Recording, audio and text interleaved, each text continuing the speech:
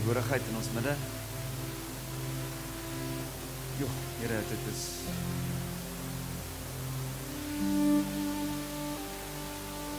groter as wat ons kon besef en ons vra Vader, mag alles wat verder gebeur, mag ons so in tune wees met wat U wil doen, Here. Ons eer U vanaand. Ons smag na U, ons smag na die volheid wat U vir ons gekoop het by die kruis, Here. Ons sal nie die prys vergeet nie, Jesus. Wees verheerlik Koning Jesus en ek vra Vader, kom maak die mense vry vanaand in 'n nuwe en 'n vars manier. Ons bid dit in die naam van Jesus. Amen. Amen, vriende. Julle kan gerus julle sitplekke inneem. Well done, musos. Weer eens, ek dink hierdie spannetjie die hardste van almal gewerk hierdie week. Ek dink ons kan hulle net dankie sê. Great, julle is so met die laaste aand wil ek graag net gou vir Dion vra om te kom net vir julle dankie sê dat julle ons gehost het en julle gasvryheid en vriendelikheid en ons bly sê ons doen nie die gasspreker ding nie. Ons bring die vennootskap of vriendskap in die evangelie ding. Dis wat ons sien in die Bybel. En so ons hoop dat hierdie week ons julle kon help bou, dat die Here ons saam kon gebruik het om te help bou wat hy hier doen. En net vir julle sê dis 'n voorreg. Dit is 'n verskriklike voorreg om te kon doen wat ons doen. So baie dankie vir hierdie week saam met julle. Maar Dion? Nou julle. So weet soos Waldo sê, mens kom in 'n week in soos hierdie, ons het 'n rukkie geweet dat ons nog gaan kom. En dan het mens sekere verwagtinge. En ek dink ek wil ook ander getuig het ons verwagtinge oortref. Dit is regtig lekker geweest om te connect met julle. En ek weet ook uit vorige ondervinding dat hierdie mense het gesprekke, opbouende gesprekke en mense sien dinge wat 'n mens encourage. En dan soos mense dit aangaan met jou lewe, dan herinner die Here jou weer daaraan op 'n stadium. En baie keer sal mense dan nou maande en jare later met iemand staan en gesels. En dan as die Here jou skielik herinner aan iets en dan sê jy, laat ek gou vir julle 'n storie vertel van dit wat ek gesien het die Here in Ermelo Oos doen. So ons stap terug daarmee ook en weer eens, ons is regtig dankbaar dat julle ons ontvang het en wat ons saam met julle kon spandeer. Daar's ook baie vir julle gebid uit die Parel uit terwyl ons voor ons hier aangekom het en nou terwyl ons hier is. En ek het vanmiddag gedink, ek en al daar's so baie voice notes op en af gegaan tussen hier in die Parel, soos wat ek vir mense daar vertel wat hier aangaan en kom hulle terug en sê hulle het gebid en dan dit gevoel en dat gevoel. Ek moet eintlik maar ander dit net gaan neerskryf en dit vir jou gee en dan kan jy doen daarmee wat ek wil, want daar's heel wat daar. Maar daar was 'n herhalende tema gewees wat ek by verskillende mense gehoor het, net oor lig en lig wat hier is, wat helderder word, wat die Here besig om te bou. En daar's 'n redelike bekende versie met my gedeel wat ek dit gou vir julle wil lees. In Matteus 5 vers 14 wat sê: "Julle is die lig vir die wêreld. 'n Stad wat op 'n berg lê, kan nie weggesteek word nie." So julle ken daai versie, maar dit is reg en daar is gesê dat in gebed daarin dat dit significance het vir hierdie kerk, maar ook vir die kerke op die dorp. Vir julle Ermelo. En iemand het ook met my gepraat oor die significance daarvan om dat Ermelo in die middel van die provinsie is. As jy nou 'n lighuis wil oprig, dan sou jy dit hier wil doen. Vir 'n rigtingwyser vir die dorpe rondom julle. En daar was ook 'n beeld gewees dat hierdie lig wat op die berg is soos 'n vreugdevuur, 'n bonfire.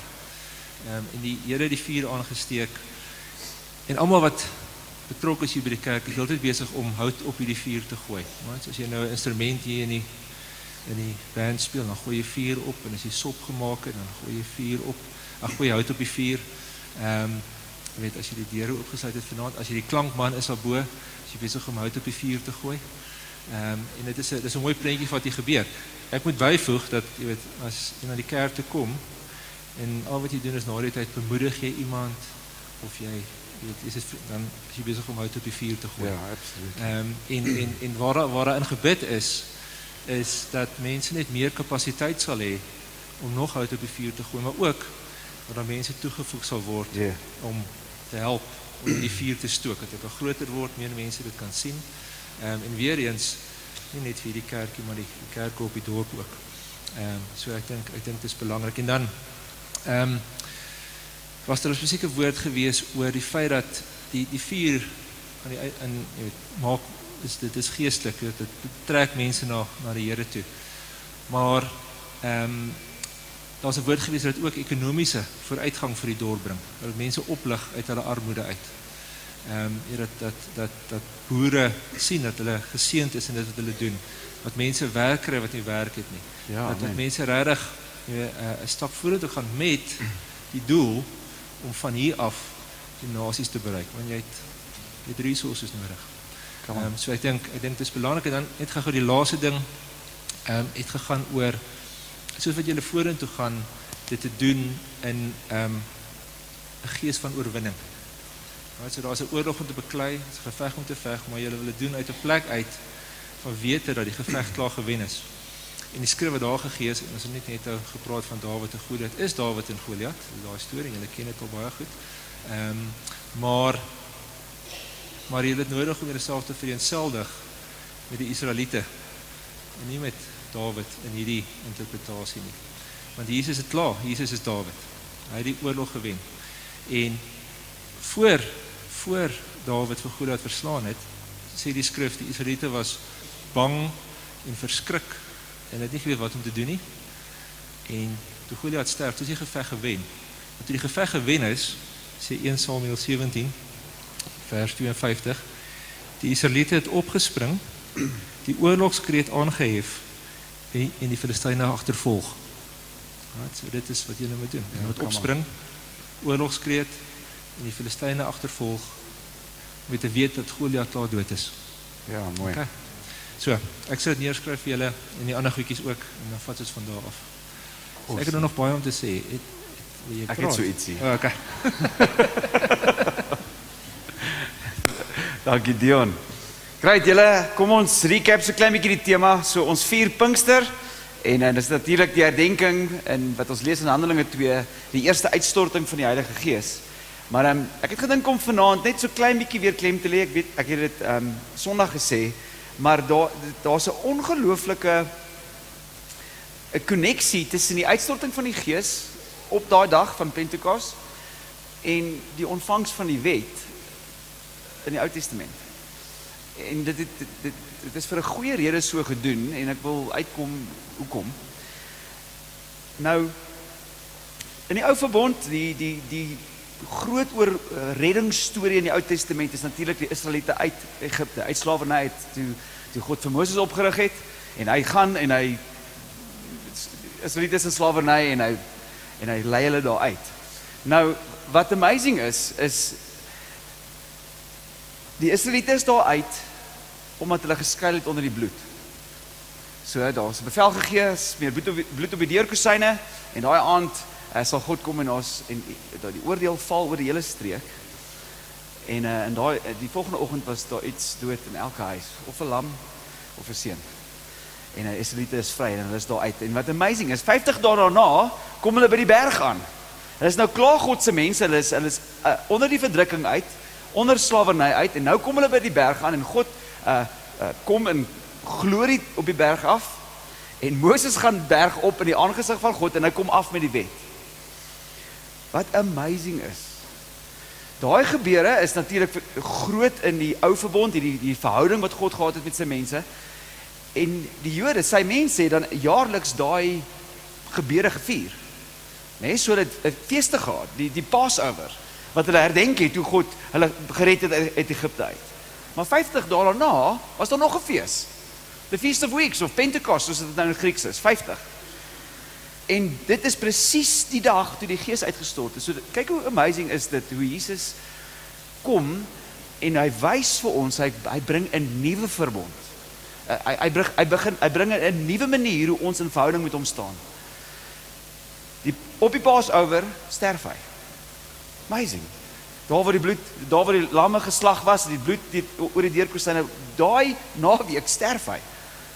En hy staan op uit die dood, en 50 dae daarna, wel eers 40, vaar hy in die hemel op.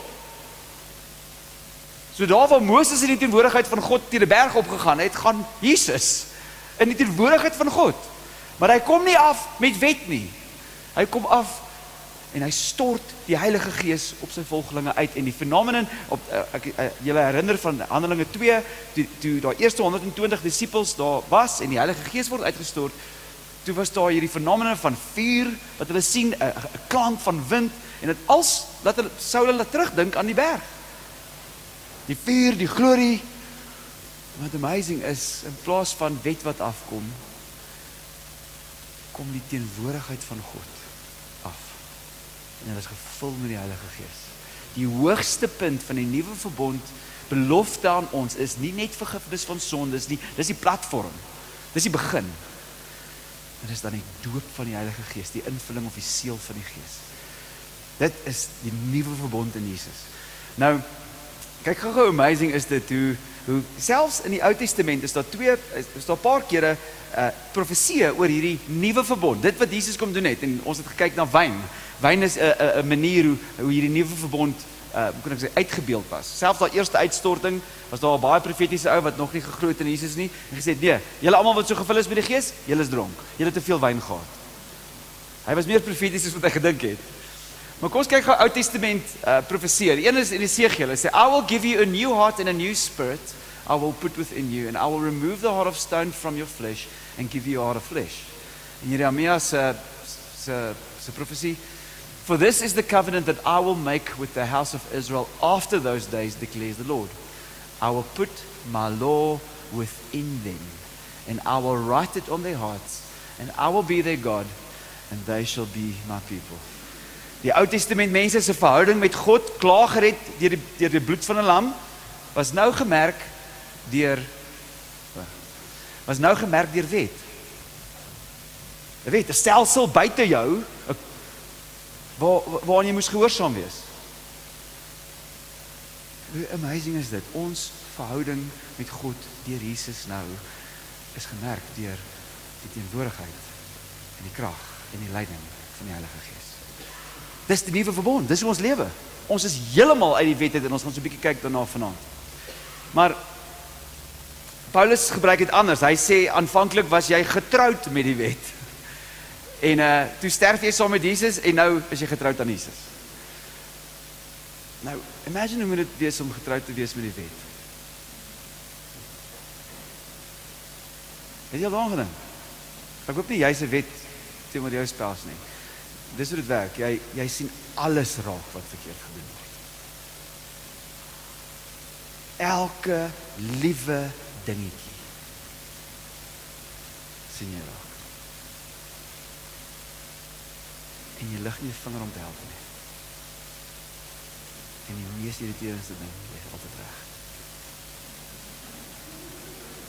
Dis hoe dit is om getroud te wees met die wet. Altyd reg. Hy help jou nie.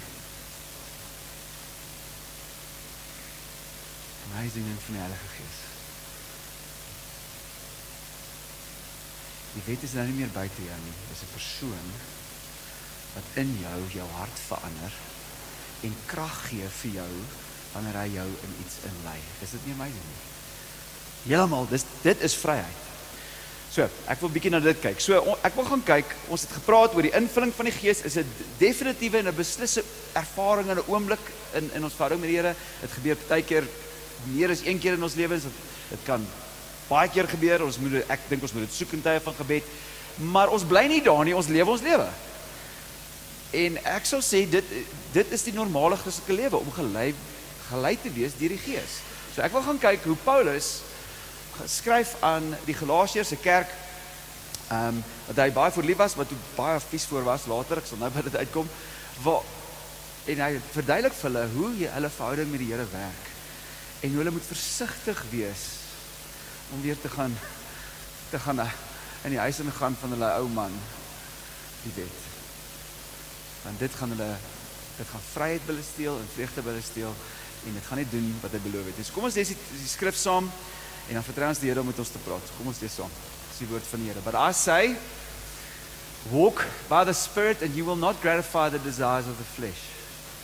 For the desires of the flesh are against the Spirit, and the desires of the Spirit are against the flesh. For these are opposed to each other to keep you from doing the things you want to do. But if you are led by the Spirit, you are not under the law. Now the works of the flesh are evident: sexual immorality, impurity, sensuality, idolatry, sorcery, enmity, strife, jealousy, fits of anger, rivalries, dissensions, divisions, envy, drunkenness, orgies, and things like these. I warn you, as I've warned you before, that those who do such things will not inherit the kingdom of God.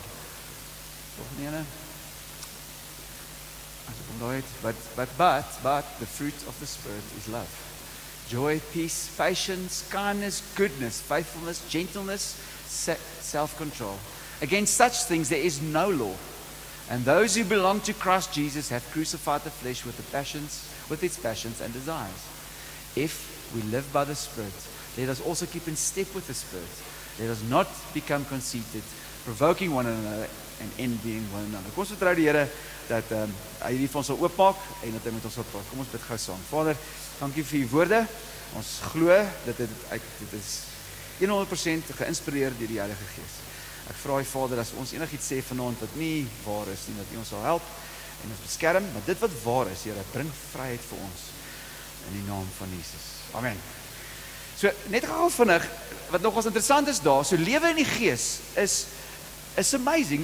Dis amper dieselfde, of dit is dieselfde soos die eerste disippels met Jesus gestap het. Kyk gou na die woorde. Wel, ek sou vir dit sê.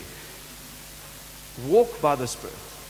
Dink aan Matteus. Ons het baie van Matteus gepraat toe Jesus hom gered het. Hy red hom, hy roep hom, hy gooi 'n fees en van daar af is hy op Jesus se span. So hy stap saam met Jesus. Hy gaan waar Jesus gaan. Dit sê daar, led by the Spirit, vers 18. Jesus het die shots gekool, want toe daar spannetjie gaan. Dit sê, desires of the Spirit. So Matteus het geleer waarvan Jesus hou.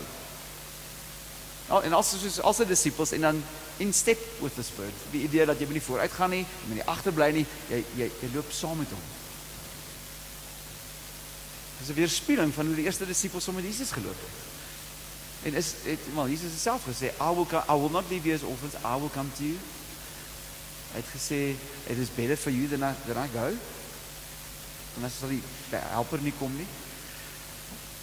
En ek wil net hierdie punt maak, dit is die kern van het beteken om 'n Christen te wees. 'n lewendige kontak en verhouding met God. Is nie amazing nie? Nie reëls van buite jou nie, wat jou eintlik verder van God afbring nie, maar 'n lewendige verhouding met God. Dis wat dit beteken om saam met die Heilige Gees te stap. Ek hou van hierdie beskrywing van Colin Dye oor hoe mens loop saam met die Heilige Gees. Hy sê, as jy daar by die volgende slide gaan, kom aan, lees vir julle. The simplest way we can understand the ministry of the Spirit is in terms of mediating Christ's presence to us. Jesus is die teenwoordigheid. As ek het vroeër nog gesê, die Heilige Gees love dit om lig op Jesus te skyn. Party dele, ek dink in die boek van Handelinge noem dit die Gees van Jesus. Is nie amazing nie? Ons stap saam met Jesus, ons is volgelinge van Jesus. Nou kom ons kyk nog 'n bietjie die boek van Galasiërs, en soos ek sê, dis een van Paulus se choirbriewe. Ons sal nou sien, hy noem hulle foolish, en hy's woes kwaai met hulle. En die rede vir dit is nie omdat hulle woes in sonde val nie. Nou, ek weet nie of julle die ander kerk onthou nie, die kerk in Korinthe. Nou, daai ouens was crazy. Hulle dronk geraak by nagmaal, die een ou in die kerk, dis so dodgy, een ou in die kerk, het 'n verhouding met sy pa se nuwe vrou, en niemand sê iets nie. En Paulus skryf 'n brief, en hy is dankbaar vir hulle, maar vir hierdie kerk, begin hy, en hy is warm onder die kraag. En die rede vir dit, is omdat daar mense ingekom het, en vir daai mense begin leer het, jy het deel van die wet nodig, om jou aanvaarbaar vir God te maak. So die besnyding was die groot issue daar.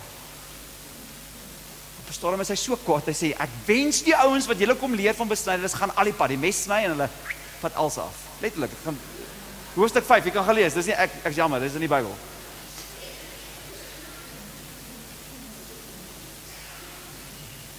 Sien, en Paulus weet, sodra mens terug en onthou julle die stuk wat ons gelees het van Matteus wat geroep is en die partytjie wat hy gegooi het en die fariseërs en daai ouens is soos hoekom is julle saam met hierdie mense? Hoekom doen julle nie al die streng goed soos ons nie? En Jesus sê, jy gooi nie nuwe wyn in 'n ou wynsak nie. Hierdie kerk was besig om weer 'n ou wynsak mentaliteit te ontwikkel. En Paulus is woedend, want hy weet, sodra jy dit doen, mis jy die wonder en vryheid van die evangelie. So ek wil so klein bietjie, net so 'n paar verse uit hoofstuk 5 uitvat voor ons by ons teks uitkom, dat ons net die aanloop kry van wat in daai teks aangaan. Hy begin hoofstuk 5 en hy sê, basies die hele tema wat hy uitwerk is, julle is nie vry as julle teruggaan na hierdie goeters toe nie. Daar's geen vryheid hier nie. En dan hoofstuk 5 vers 1 sê hy, for freedom Christ has set us free. Stand firm therefore and do not submit again to the yoke of slavery. So hy vergelyk om onder die wet te wees, om getrou te wees met die fault-finding, never helping, always right husband, noem hy slawerny. Hy sê, hy het jou kom vrymaak, hoekom gaan jy terug na hierdie toe nie? Moenie staan sterk, moenie toelaat vir hierdie ouens om jou te oortuig, jy dit nodig nie.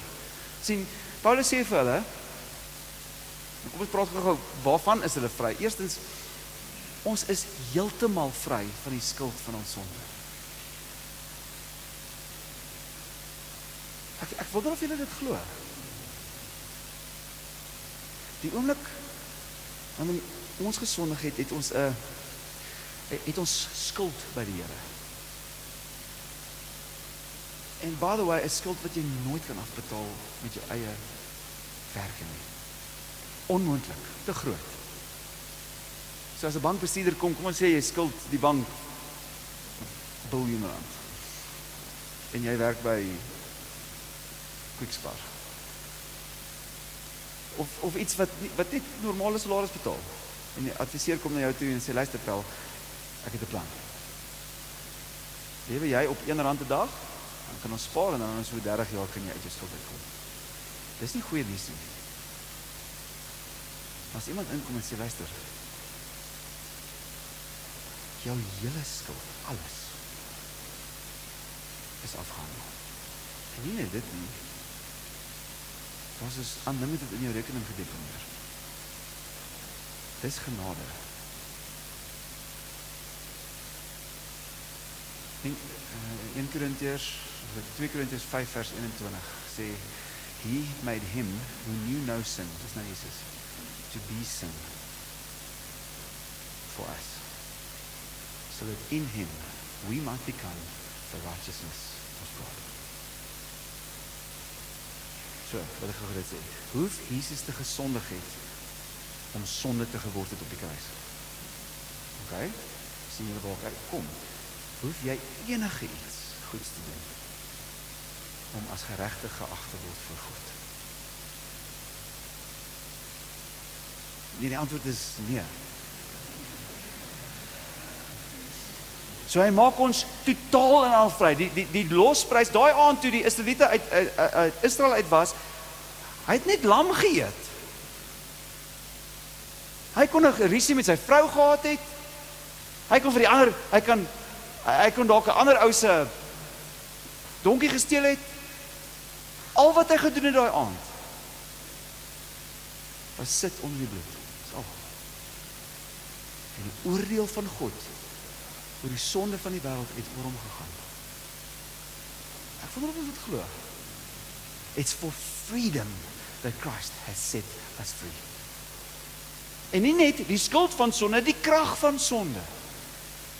Dit is 'n ongoing ding wat hy besig is om ons te vry, maar ek weet nie of jy dit weet nie, die idee van sonde, die Nuwe Testament skrywers sien sonde soos 'n taskmaster, soos 'n wat sê Afrikaans? Slawedrywer, yes, slawedrywer. Meaning hy het jou. Hy wil jou beheer, hy wil jou meester. Maar nou is daar eweslik krag. Nie deur 'n wet nie. Want 'n wet is jy nog net jy het net 'n harde stel kode wat na jou toe kyk en sê doen beter. I don't care. try harder. Nie die Heilige Gees nie. Hy gee jou krag. Hy het jou klaar van jou skuld bevry, nou gee hy jou krag. En 'n nuwe hart.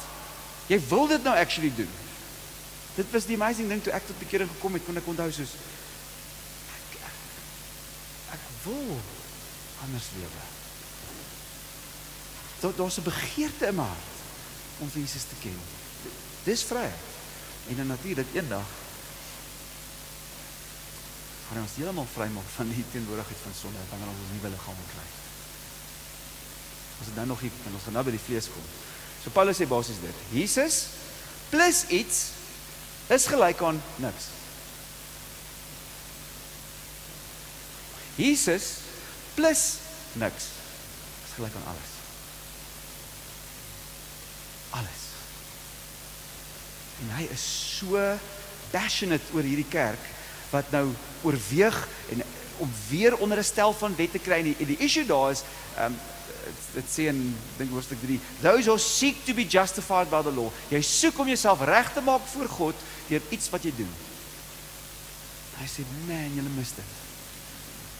So jy kan jou vryheid mis deur wetties te raak. En dan gaan hy verder en verder in die hoofstuk gee hy vir ons 'n ander manier hoe ons vryheid kan mis. En hy sê dit. Hy sê, for you are called to freedom, brothers. Only do not use your freedom as an opportunity for the flesh, but through love serve one another. Dis Paulus en dis die Bybel en dis Jesus se prentjie van vryheid is liefde. Liefde is Jesus en God, by the way, is die vryste wese wat bestaan. Vryheid kan lief hê.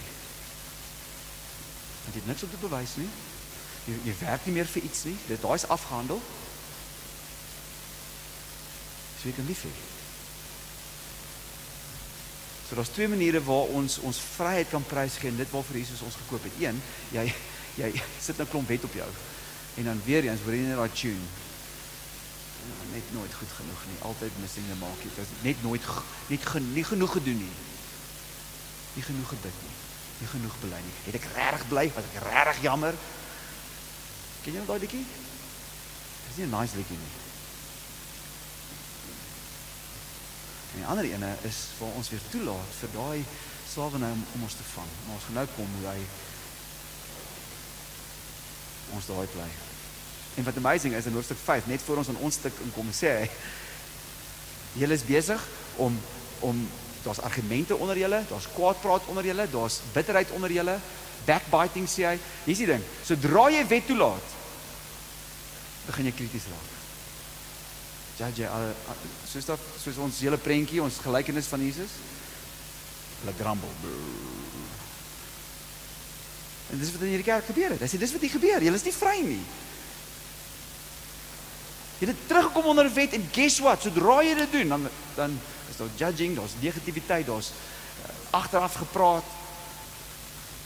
It's amazing, né? So die vlees, wat is hierdie vlees waarvan Paulus praat? So die vlees is, die Bybel gebruik het en partykeer vertaal hulle dit sondige natuur. Hier is die ding. My redding is volmaak van die skuld van sonde.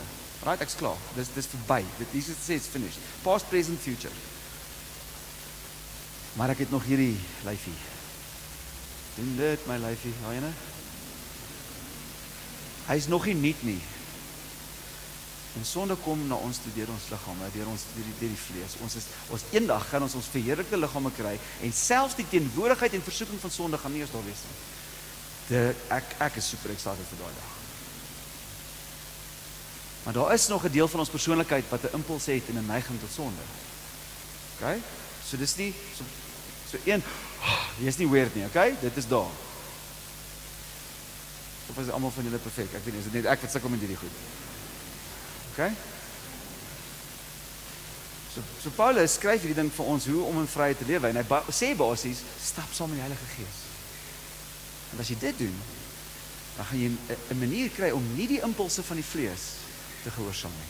So ek het vir ons so 'n paar punte, so 36, dan maak ons klaar. Die eerste een is ons wandel met die Gees behelse stryd. Dis wat dit sê. But I say, walk by the Spirit, and you will not gratify the desires of the flesh, for the desires of the flesh are against the Spirit, and the desires of the Spirit are against the flesh. For these are opposed to each other. Het jy dit al gehad? Ek het dit baie. Twee stelle impulse. Daar is 'n stryd vir vryheid. Volg die Gees, vryheid. Satisfy the desires of the flesh, bondage.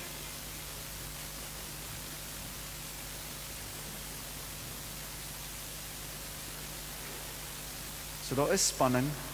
Die Gees wil ons altyd aanmoedig na liefde toe, en die hele konteks van die vers is dit wat die Gees gaan doen is liefde. Maar hier is die ding, moenie glo dis 'n even contest nie. Dis nie. Die beste wat ek al dit ook beskryf het is om te dink van swaartekrag, né? Swaartekrag is 'n feit. Geen of jy dan glo of nie. En is dit nie amazing hoe 'n Boeing kan opstyg? Sodra ons die Heilige Gees het en ons laat toe om sy impulse te gehoorsaam, is dit soos 'n Boeing se engines wat aangaan. Swaartekrag bestaan nog, maar daar's 'n krag om dit te oorwin. Daar's 'n krag om in vryheid te begin lewe.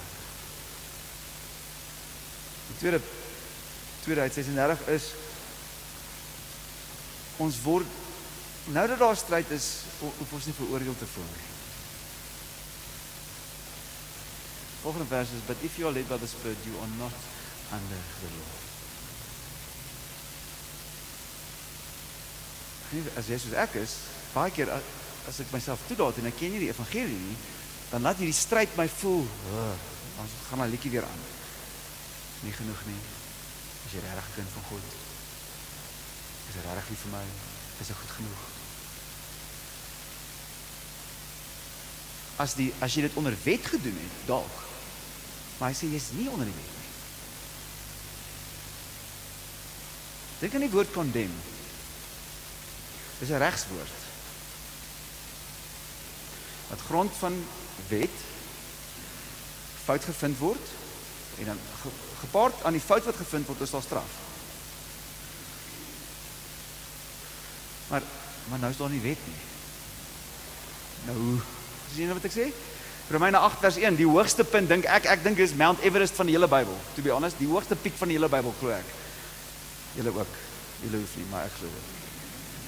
Romeine 8 vers 1, there is no condemnation for those who are in Christ Jesus. Julle kan excited wees, ek's baie excited. For the law of the Spirit of life has set you free in Christ Jesus from the law of sin and death. Dis goeie nuus, by the way. Super goeie nuus. So in hierdie stryd, en selfs as stryd is, hoef jy nie condemned te voel nie. Actually nie, hoef jy moet nie. Want jy is nie onder wet nie, jy word gelei deur die Heilige Gees.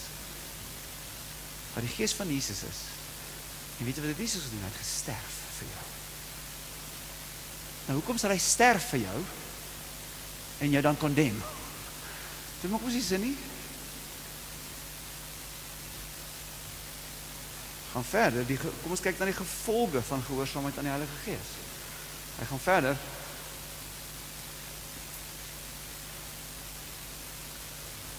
Is hy daar? Nee, die vorige een? The result, nou, dalk is ek confused. Die gevolge van ongehoorsaamheid eers. Ja, dit was reg, ek jammer. There is a consequence for not obeying the Holy Spirit. Kom ons kyk gou daar. Now, the works of the flesh are evident. Sexual immorality, impurity, sensuality, idolatry, sorcery, enmity, strife, jealousy, fits of anger, rivalries, dissensions, divisions, envy, drunkenness, orgies, and these things like these. I warn you, as I warned you before, that those that do such things will not inherit the kingdom of God. Eerstens wat ons daar moet sien, hy sê dis evident. Jy het nie 'n wet nodig nie. Jy het nie reëls nodig, dis evident. So hy compare die twee, maar nou moet ons vra, wat is daai laaste versie wat daar staan? Wat beteken dit? Ek bly julle vra, want is in my notas hierso, ek gaan vir julle sê. Wat beteken dit you will not inherit the kingdom of God? Gewoonlik is die natuurlike ding om te dink, ek gaan nie hemel toe nie. Ek is nie 'n kind van God nie. Dis nie wat dit beteken nie. As jy die vloei volg van die teks, bietjie later praat hy van dieselfde ding.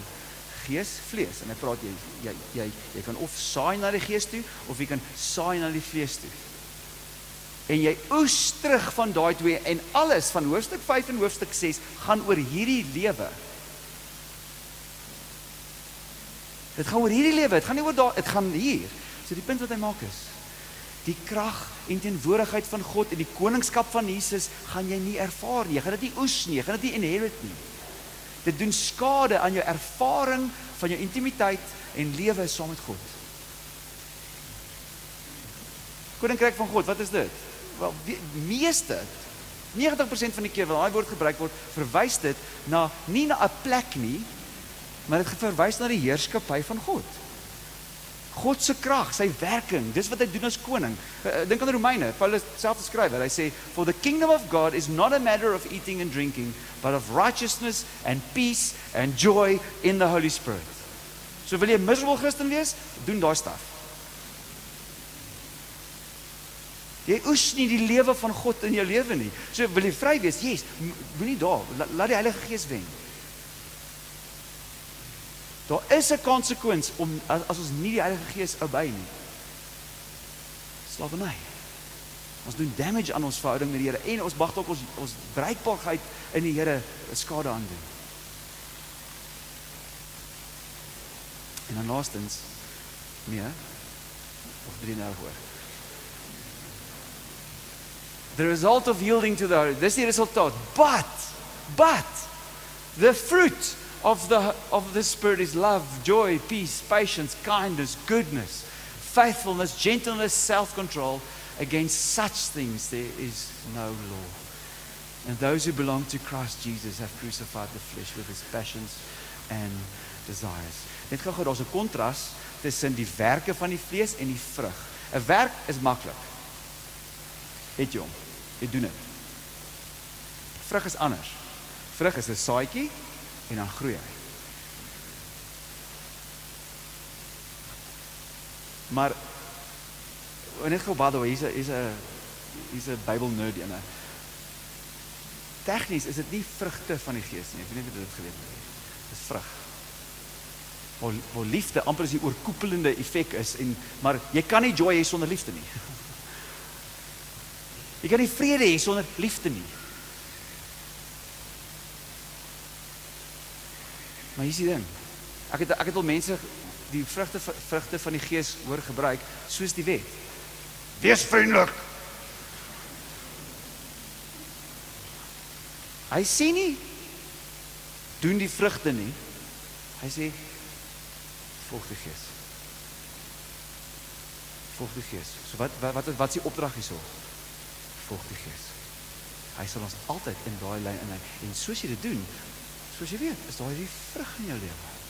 Van liefde. Wat vreugdevol is. Selfbeheersing is. Iemand oor sê wat sê, follow the Spirit intentionally and you will fulfill the law accidentally. En weet jy wat? As jy die Gees volg, gaan jy na 'n hoër vlak as die wet, soos die wet ooit kon gaan. En skryf as jy lief vir jou vyande en vergewe. En dis vryheid.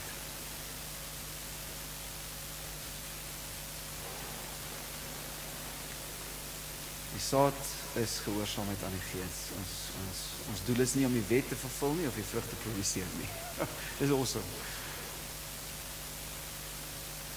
En jy weet, daar's baie keer hierdie keuses, hierdie twee impulse. Wat doen jy? Volg die Gees. En dan my 26ste laaste punt. We need others to walk in freedom. Direk na daai deel, is nou jammer die Bybel het partykeer hierdie opskrifte, want in die Grieks is daar nie die opskrifte nie, dis net een ding.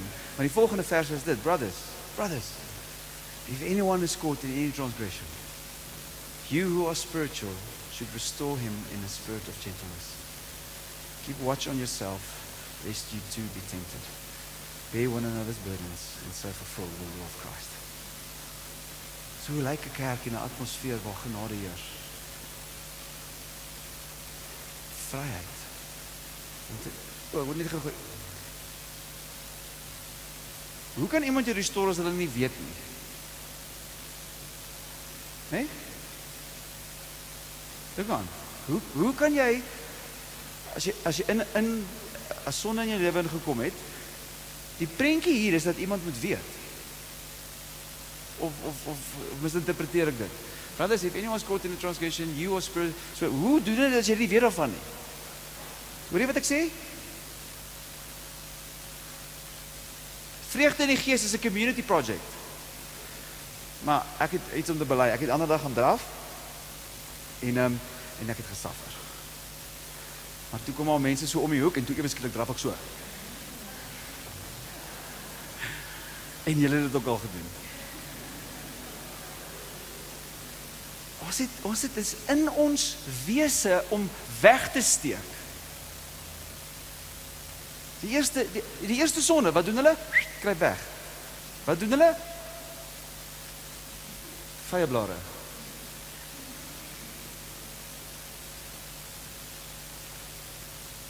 Ek praat die waarheid. Daar's nie vryheid daar nie. Sien, ons het begin glo, dis die vyand se leen, dat as jy in iets gevang is, moet I'll do it my way, of ek sal dit myself doen, ons is almal mans in daai geval, ek sal self. Dis nie wat die Bybel in die gedagte het nie. James sê, confess your sins one to another, and pray for one another so you may be healed. As julle weet wie ek is, waar ek al vandaan kom, hoop ek daar's genade, dat julle al sien, ek het 'n pad gemaak, maar ek het al vir mense gesê, ek gee nie om wat jy vir my sê nie, ek het al alles gesien. Vryheid. Psalm 32, ek dink dan Psalm 32. Ek het die Bybel met my. Tomaat, kry my so. Ek is vinnig op die knoppies. Psalm 32. Blessed is the one whose transgressions are forgiven, whose sin is covered. Blessed is the man against whom the Lord counts no iniquity, and in whose spirit is no deceit. Ek gaan maar vers 3 oorlees. Blessed is the man against whom the Lord counts no iniquity. Glo jy dit? Ek dink die Here te luister. Hierso, vers 5. I acknowledge my sin to you and I did not cover my iniquity. Sien julle daar? Eers sê hy sins are covered en later sê hy uncovered. Weet jy wat met Adam en Eva gebeur die oomblik? Hulle het hulle self eers gecover, maar daai het nie gewerk nie. Toe sê Jesus, of toe sê die Here, ek gaan julle cover. Met vel. Weet jy wat moet gebeur as jy vel van 'n dier kry? Dit almal plaasmense in Ermelo. Mense daar in die Kaap weet nie, hulle dink vleis kom van polistireen bakkies af. Iets moes doodgaan. Mag daar vryheid wees vir ons kan sê, Here, hier is ek.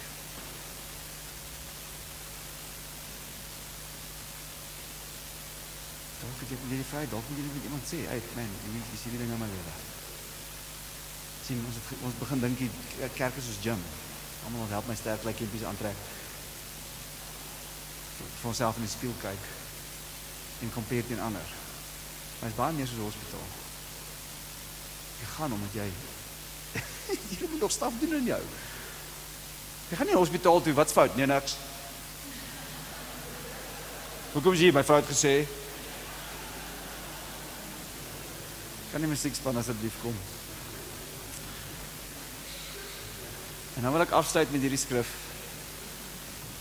Bietjie vroeër in die boek sê hy dit. In Galasiërs hoofstuk 3.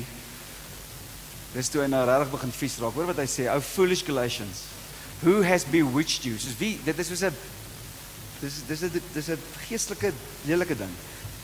"It was before your eyes that Jesus was publicly portrayed as crucified." Menende, ek stop net gou daar. Hy het nooit vir Jesus gesien sterf nie. Nee? So wat beteken dit publicly portrayed as crucified? Beteken dit die gospel was so duidelik vir julle. Maar iemand het ingekom en iets voor dit gesit en wet vir jou gesit. Dan sê hy, "Let me ask you this, did you receive the Spirit by works of the law or by hearing with faith?" So hy verwys na die invulling van die Gees daar, iets wat hulle kan onthou. Wat is die punt om te vra? Het jy dit ontvang? Weet nie, nee, het jy dit ontvang?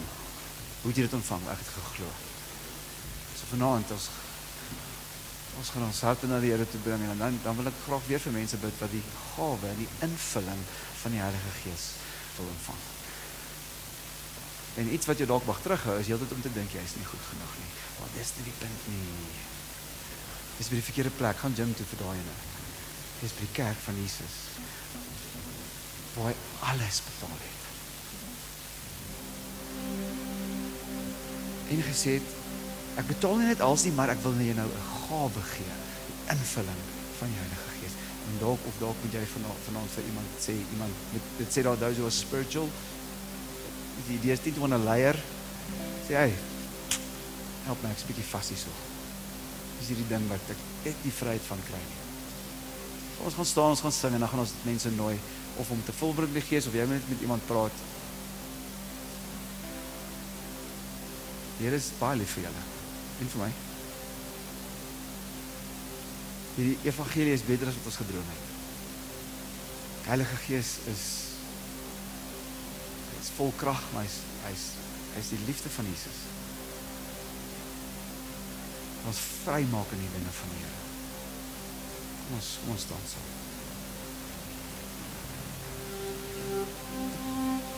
Saam.